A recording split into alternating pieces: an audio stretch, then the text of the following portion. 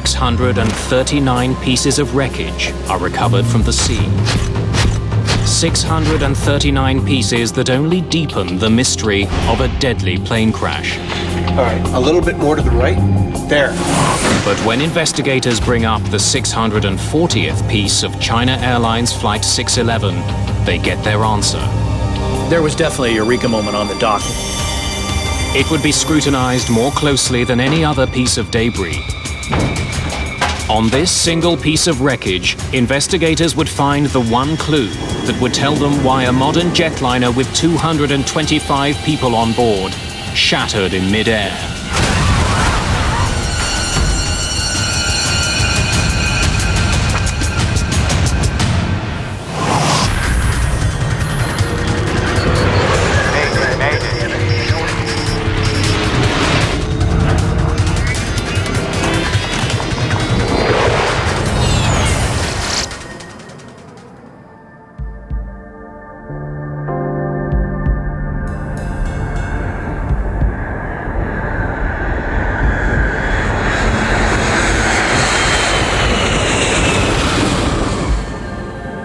Feet.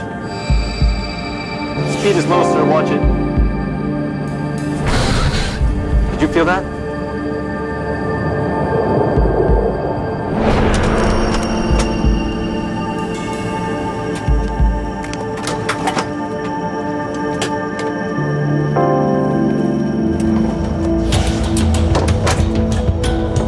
Taxi control, descend and maintain Echo Foxtrot 126.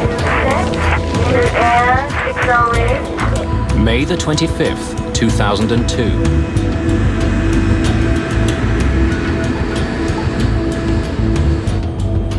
Gears up.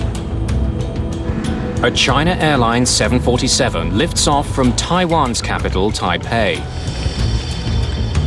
Taipei approach, Dynasty 611, airborne passing 1,600. Dynasty 611, Taipei approach radar, contact climb, and maintain flight level 260. 260, Dynasty 611. Autopilot B, engage. China Airlines is Taiwan's national airline. There are 225 people on board Flight 611. Today's flight is a short one. 1 hour and 40 minutes across the Taiwan Strait to Hong Kong. This route is one of the most widely traveled on the planet. It makes so much money, it's called the Golden Route. Ladies and gentlemen, the fasten seatbelt sign has been turned off. For your safety, we do recommend that you keep your seatbelt fastened at all times while seated.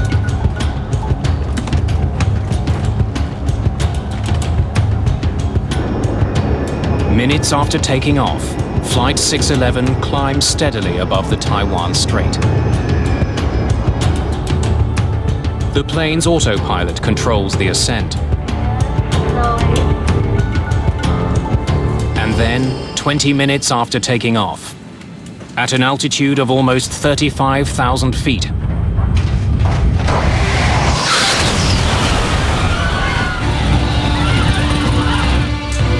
at Taipei Area Control, the flight vanishes from radar. Dynasty 611, Taipei.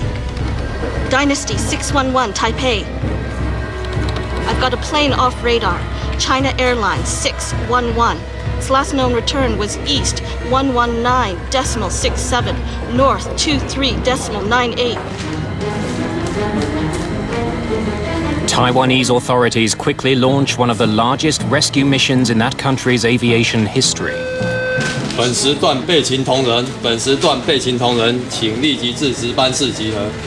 科研麻，你帮我。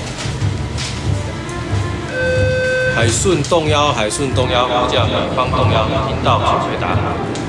我是同时下达。I gave a clear order that the priority would be searching for whoever was still alive, then bodies, and then, only then, wreckage. 务必全力以赴。 More than 1,000 people take part. Fishing boats, the Coast Guard, and Taiwan's military race out to sea. Flight 611 was 55 kilometers from the Taiwanese shore, just north of the Penghu Islands, when it disappeared.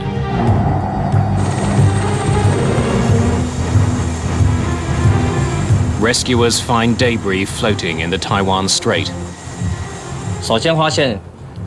First thing we saw was a great amount of wreckage, including landing gear wheels, napkins, knives, and forks.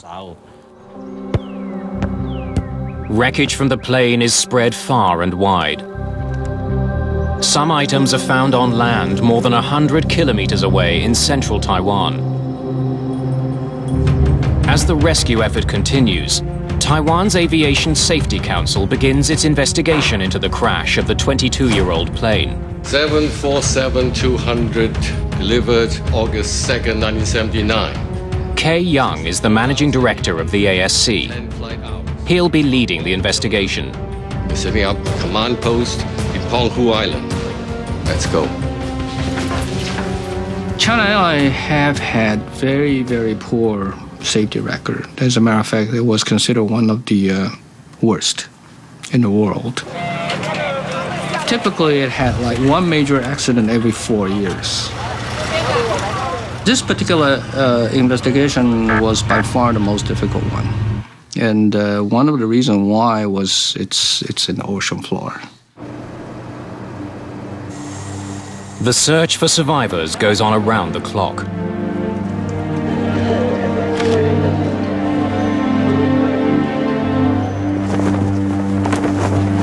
There were 225 people on the airplane. Nobody is found alive.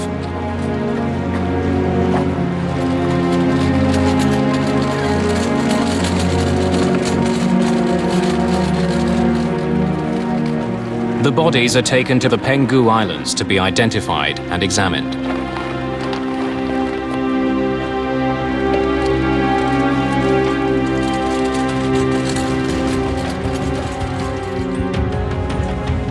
Since the accident involved an American-made plane, the NTSB joins the investigation. A team of investigators is dispatched to Taiwan. They'll be led by John DeLisi in Washington. We have a very good working relationship with the ASC, the Aviation Safety Council of Taiwan, so we knew that they would ask for and welcome our assistance in the investigation. Wreckage that's found floating is also brought to the Penghu Islands. Investigators need to know how one of the world's most successful planes, on one of the world's most traveled routes, simply fell out of the sky. Well, the Boeing 747 is the world's most popular jumbo jet, and it's flown millions of people, probably billions of miles. We were very concerned. Good morning. I'm anxious to see what you have. Sophisticated ground-based radar tracked Flight 611 throughout its short journey. It should provide investigators with a much clearer picture of the flight than the radar at air traffic control. Kay Young gets the first major clue in this case. The radar tracked the plane as it climbed on course to 35,000 feet. Then suddenly, Flight 611's signal split apart. The breakup is quite graphic. Right when the event happened, it appeared as if there were 3 or 4 sizable pieces of wreckage that were getting radar returns, that then began to drift and scatter as they fell to the earth. So that told us that the airplane broke up in flight.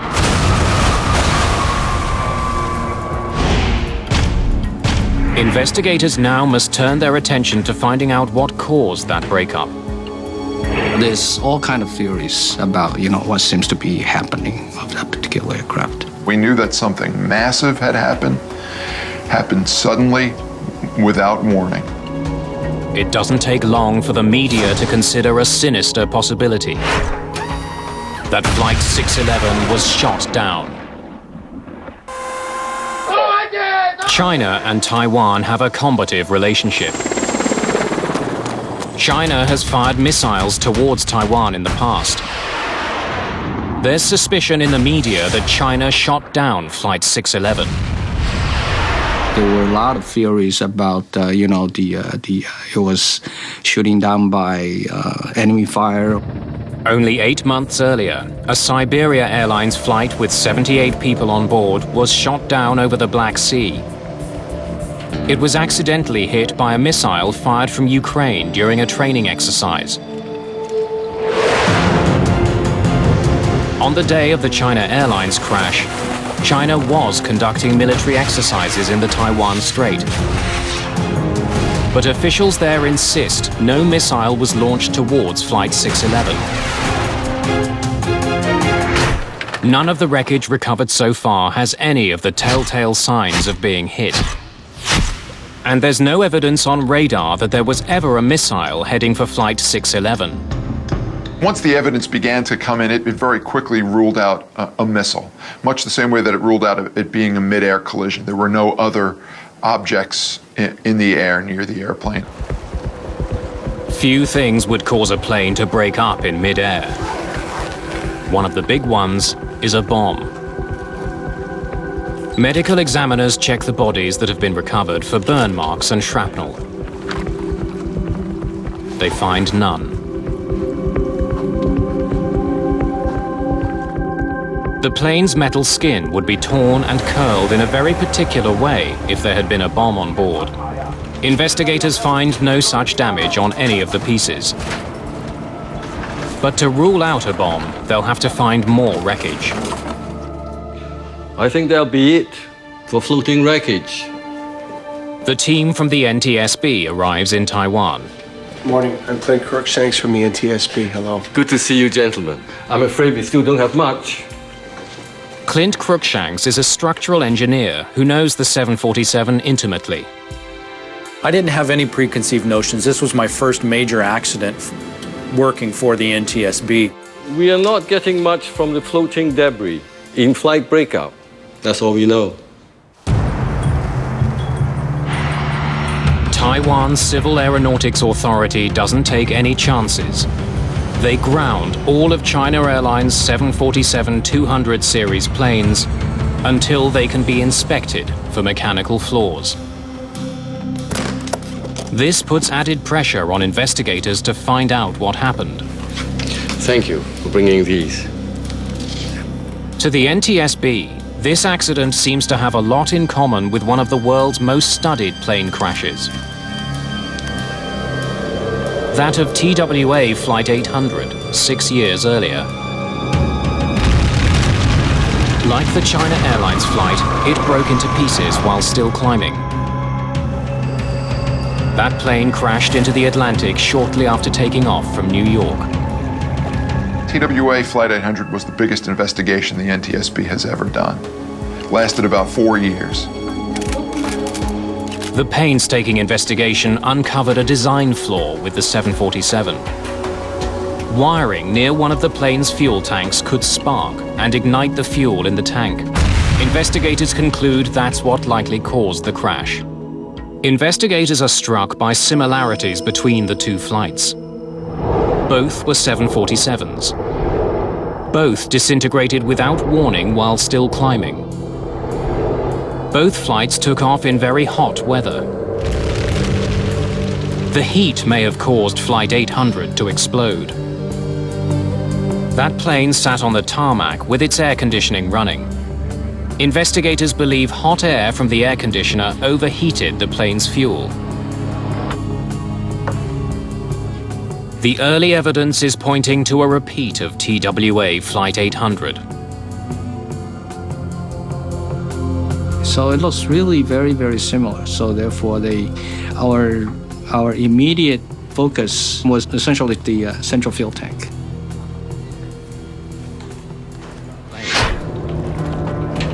"25 days after the crash of Flight 611, the plane's two black boxes have been found. One contains voice recordings of conversations in the cockpit. The other, data from the plane's flight computer. Either could hold the clues that will reveal what happened during the final minutes of the flight. If the answer is on the tape, investigators may not have to bring up more wreckage to the surface. The data is critical. Everybody ready? Investigators begin with the plane's cockpit voice recorder. They hope that the pilots will have said something to each other about an emergency on board. Welcome aboard, China Airlines. The recording begins about 10 minutes before the plane took off. 20. Preparations for the flight sound normal. Okay, after start checklist. After start, anti-ice. The crew checks all their systems and runs through standard checklists. Off. Off. It was very, very experienced crew. Both the captain and the flight and first officers were quite seasoned. Dynasty 611, runway 06, wind 050 at 9 are cleared for takeoff. Clear for takeoff, Dynasty 611. Takeoff.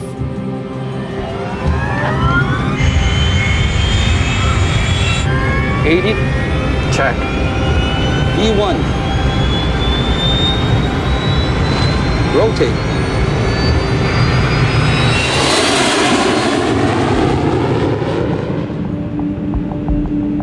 Flap 5. 1 green. Okay, flap up. Investigators listen to more than conversations. They also want to hear if the plane itself was making any unusual sounds. Noises on the cockpit voice recorder can either be audible spoken words that are recorded by a microphone, or they can be structural discrepancies that are picked up by the microphone. Taipei Control, send If anything, though, this cockpit is unusually quiet. unit air 608, reduce speed 210 knots. The captain seems relaxed. 200 knots, roger.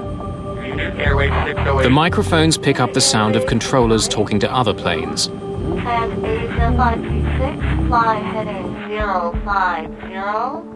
Heading 050. In the moments before the disaster, nothing seems wrong. There are no unusual sounds. Now descend and maintain 250. The final words spoken in the cockpit are from Captain Yi Cheng-fung. 2,000. He calls out the distance to their cruising altitude. That's followed by the sound of a chime, alerting the crew that they are nearing 35,000 feet. And then the cockpit microphone picks up the sound of the plane breaking apart. Half a second later, the recording stops.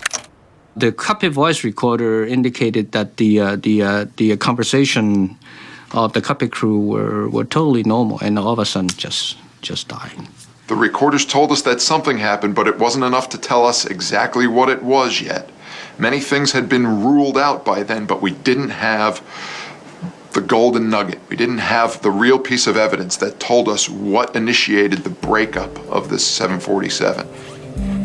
After the disappointment of the voice recorder, studying the wreckage becomes the only option for investigators. They focus their efforts on items that can either prove or disprove the link to TWA Flight 800. So we play a lot of focus on the wreckage observation, examination of the central fuel tank. On July the 12th, 48 days after the crash. Okay, whoa. A little to the left, please. Success. All right. That's definitely the central fuel tank. Okay, let's mark that. Let's bring that up.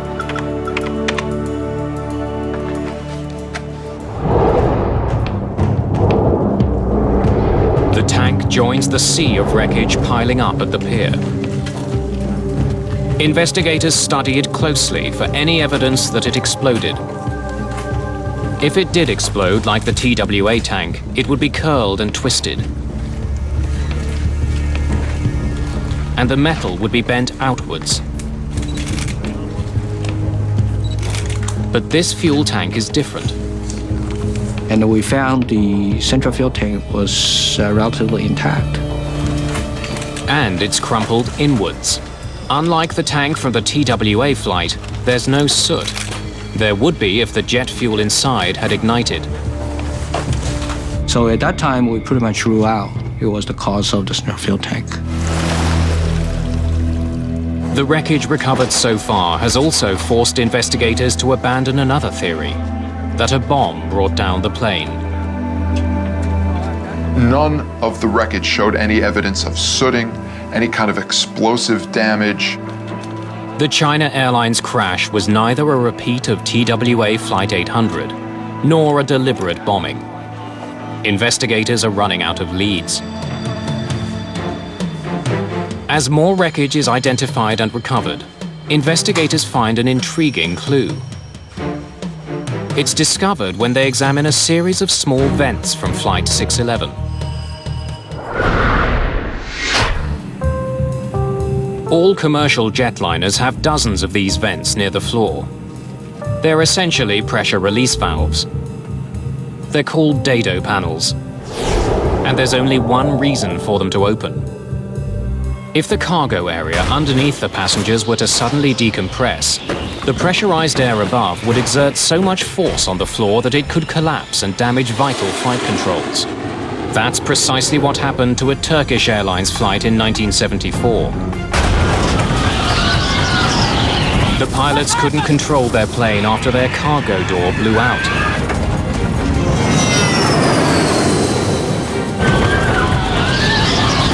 We've lost it! If the floor on that flight hadn't collapsed, the pilots may have been able to save the plane.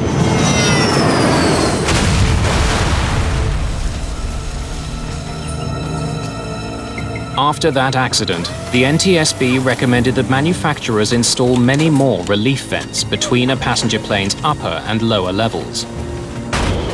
If there is decompression in the cargo area, the dado panels open automatically and release the pressure on the floor. There were 65 dado panels on the China Airlines flight. 19 of them were recovered from the ocean. 4 recovered panels were in the open position. It tells investigators that there must have been a sudden loss of pressure beneath the passenger cabin. But it doesn't tell them what caused it. The dado panels lead investigators closer to solving the mystery of this crash. But it's just a small piece of a much bigger puzzle. There are hundreds of pieces of wreckage to be examined for clues. Kay Young now wonders if a few of those pieces might be able to tell him where the decompression originated. I've been reading about the trajectory analysis you did on Flight 800. I'd like to try it. Ballistic trajectory analysis is a technique that US investigators used to figure out how TWA Flight 800 disintegrated. It's impossible to do without specialized computers. We figure that because it disintegrated in the midair, the ballistic analysis from which the NTSB did in TWA 800 could be very, very useful to us to help us to analyze the trajectory of the flying debris.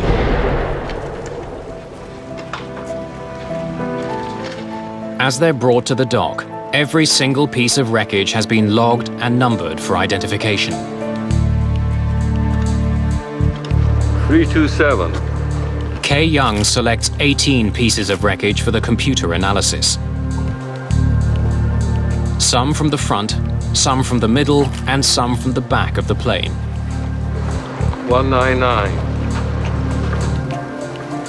Along with all the other data, he'll feed information about each item's weight and shape into the computer.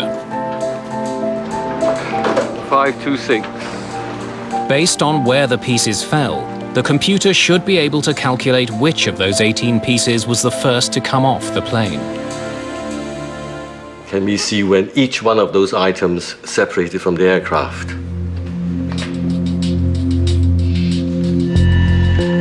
All of the data paints a telling picture of what happened at 35,000 feet. Kay Young gets to see how Flight 611 broke up, from beginning to end. The tail came off first. Along with the dado panels, it's a very important clue. So that pretty much indicating that there's something happened in the back of the aircraft rather than something happened in the forward part. Investigators are now keen to recover items from the rear of the plane.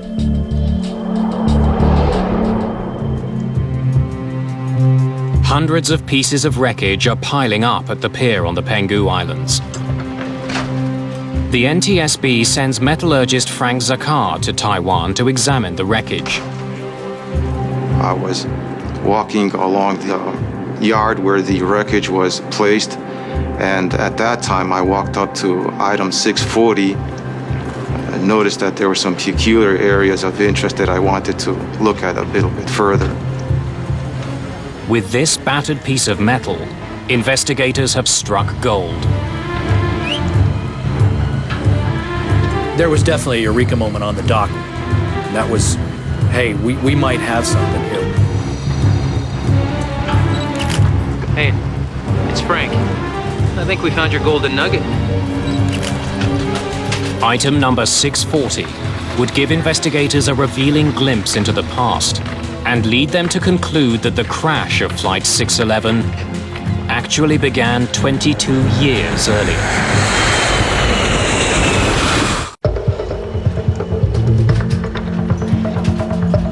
Let's get as many pictures as we can. The massive piece of fuselage that has caught Frank Zakar's attention is exactly what investigators have been searching for. It includes a piece of the belly, the sidewall, and the rear cargo door. It's from the back of the plane, precisely where the analysis told them the breakup had begun. This piece of wreckage was highly unusual. It wasn't what we were seeing on all the other pieces, and it immediately drew our attention and drew the focus of the investigation. The way most of the metal is torn suggests it ripped apart violently in mid-air. Aerodynamically, as an airplane's moving through the air, if it were to break apart, just the force of the incoming air at over 500 miles per hour will just break up perfectly good structure. That's what we call an overload fracture. So most of the pieces that came up early were just indicative of that kind of overload. When metal breaks due to overload or overstress, it comes apart at an angle. But the fractured edges of piece number 640 aren't angled, they're flat. What do you think? It's definitely not overstress. It's metal fatigue. Fatigue fractures happen when metal is stressed repeatedly over time until it breaks. It looks very different from a stress fracture.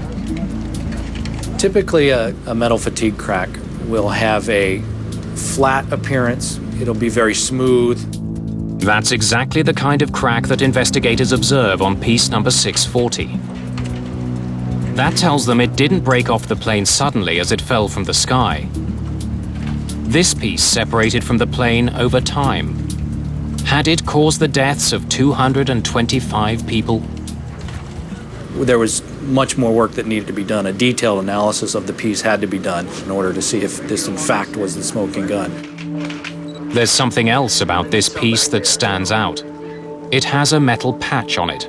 It's called a doubler plate. It's the equivalent of a patch on a punctured tire.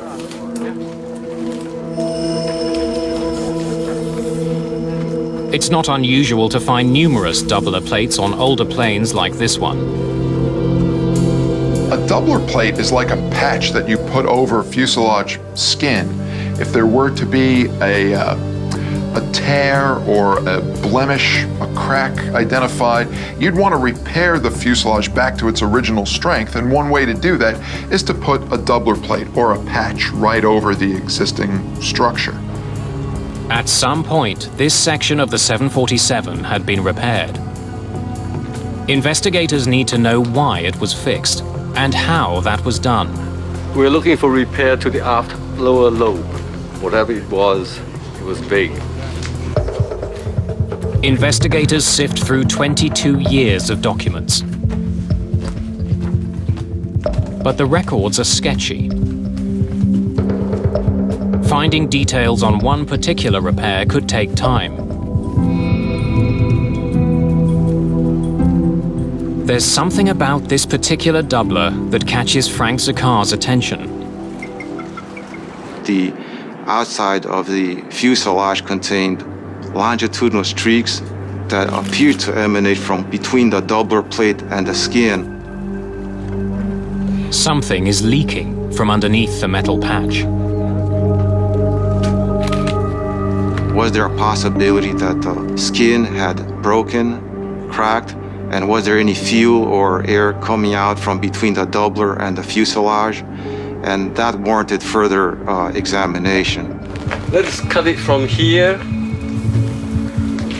to here and send this piece to Chongshan. In order to see what's underneath the doubler, a large section of Piece 640 is sent to a lab. No evidence has been found of structural or mechanical problems with Boeing 747-200 airplanes. Taiwanese aviation officials have no reason to keep the planes on the ground. The Chongshan Institute of Science and Technology is a military research facility. It's at the forefront of Taiwan's space program.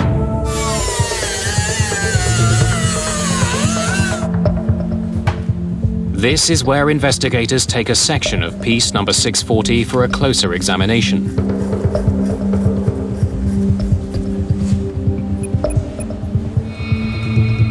The NTSB's Frank Zakar finds a telling clue on the crack itself.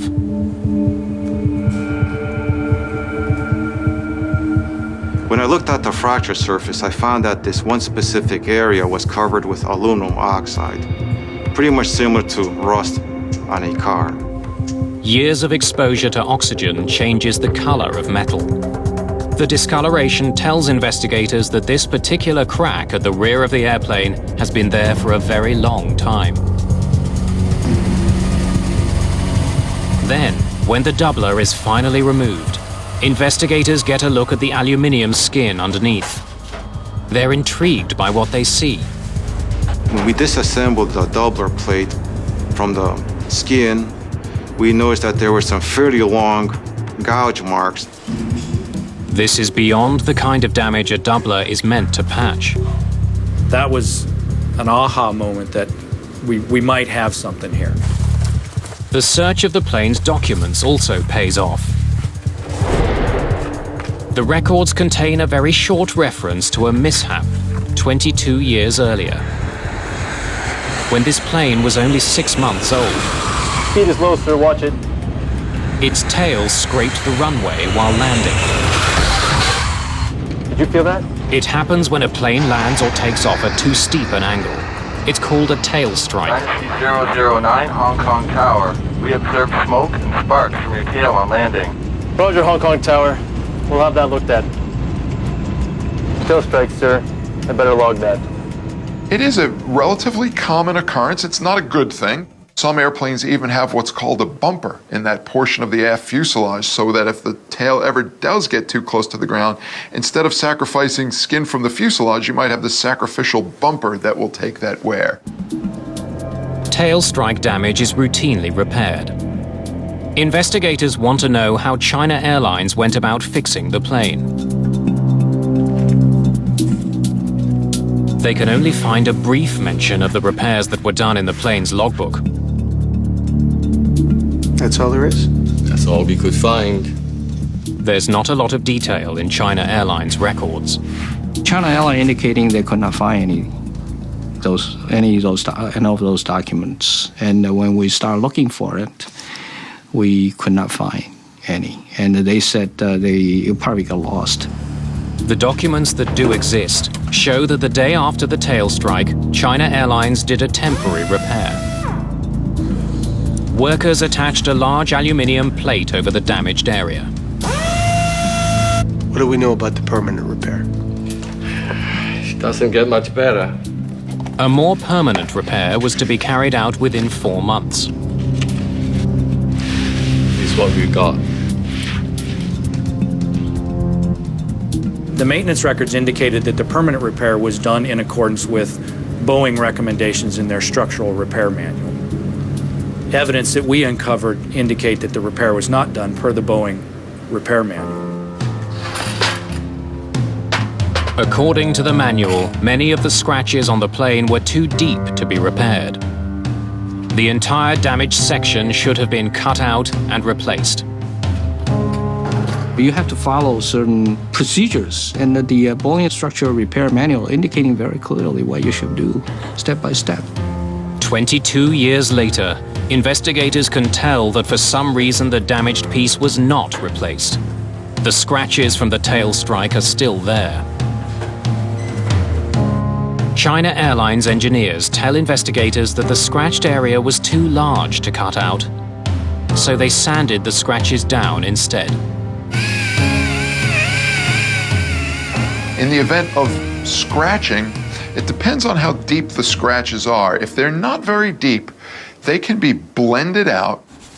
But if the scratches are too deep, the repair technique that's called for is to actually cut out all of the scratched material and then design a doubler patch that's larger by a big percentage of the structure that was originally removed.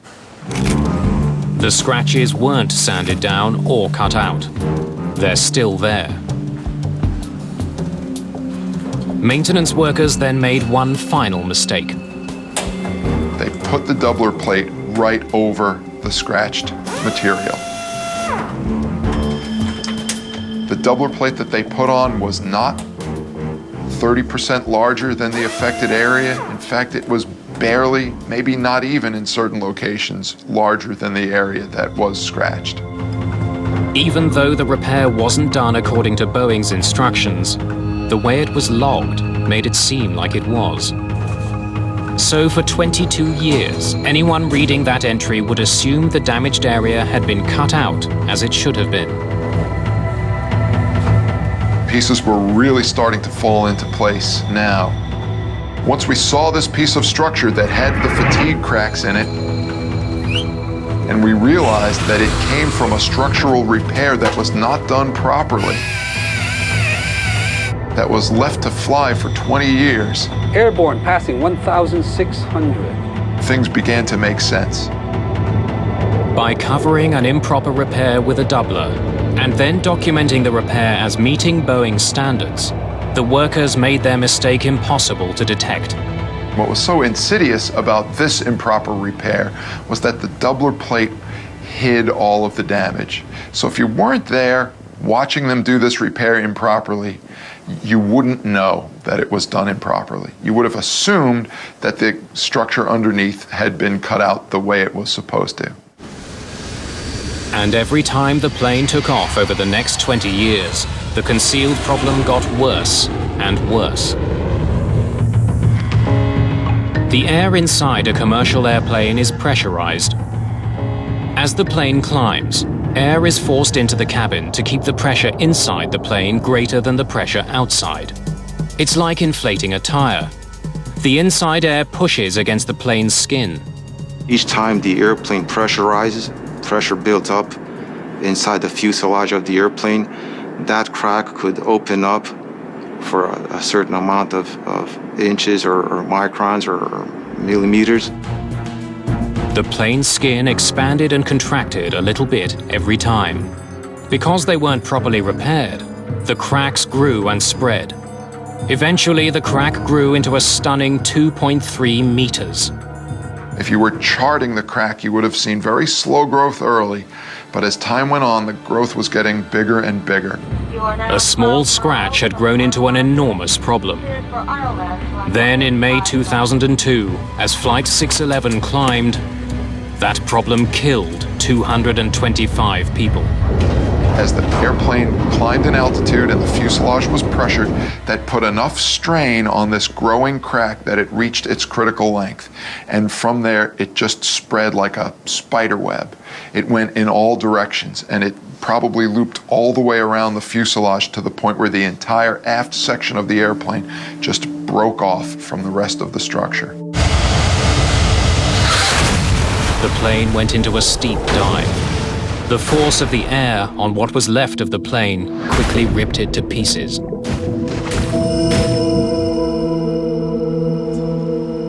Investigators know that an unseen crack caused Flight 611 to break apart. They now discover that China Airlines came heartbreakingly close to finding that crack and saving 225 lives. The China Airlines 747 was in regular service for 22 years following the improper repair to its skin. It took off and landed more than 20,000 times. Over the years, mechanics would have scrutinized the plane. There's regular inspections per the Boeing maintenance program that have to be performed on the airplane. But the massive crack forming at the rear of the plane was never detected. Another accident in another country almost led China Airlines to discover the hidden damage. In 1988, the roof peeled off an aging Boeing 737 owned by Aloha Airlines. As a result of that incident, the Federal Aviation Administration laid out an inspection procedure for older planes. Airlines around the world were forced to inspect their planes much more diligently for corrosion and cracks. The regulation called for airlines to re-evaluate all existing repairs to a plane's structure. Indications on this airplane were that if they had looked at the maintenance records and compared it to the repair, they would have had to remove the repair and redo it. China Airlines took the first steps of the new procedure in 2001, a year before the accident. The airline identified and photographed 31 different doublers on the 747, including the one over the catastrophic crack. Those pictures show investigators that China Airlines overlooked a vital clue that could have warned them of the looming danger. We examined the photographs that China Airlines took of the repair and noticed that there was some issues that may have warranted further investigation. Investigators see a dark brown stain on the outside of the plane. It's the same mysterious staining that led Frank Zakar to suspect there was a hole behind the doubler when he first saw it on the pier. So why hadn't this stain raised alarms before the crash? For years, passengers on China Airlines' doomed 747 were allowed to smoke. They filled the pressurized air with nicotine. The smoke was being forced out through the crack at the rear of the plane.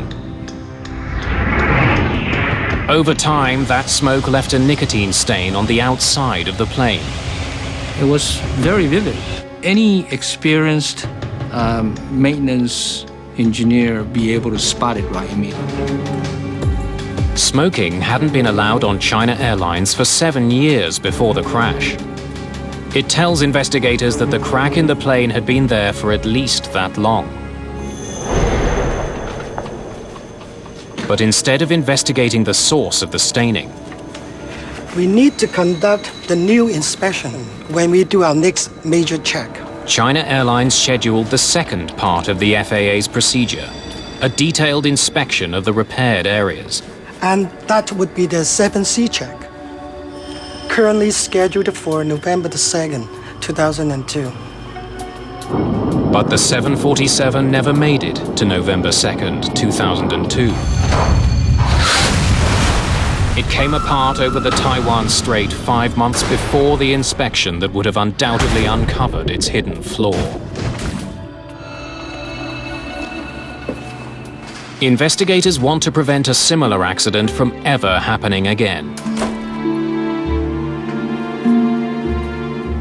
They recommend that aviation agencies around the world immediately inspect repairs for any possible hidden damage. We were no longer going to accept just a quick write-up that the repair was done properly. If the repair didn't have all the necessary documentation to allow us to know it was done properly, we were requiring operators to take doubler plates off and do a visual inspection of the structure underneath. The National Transportation Safety Board issues its own recommendations.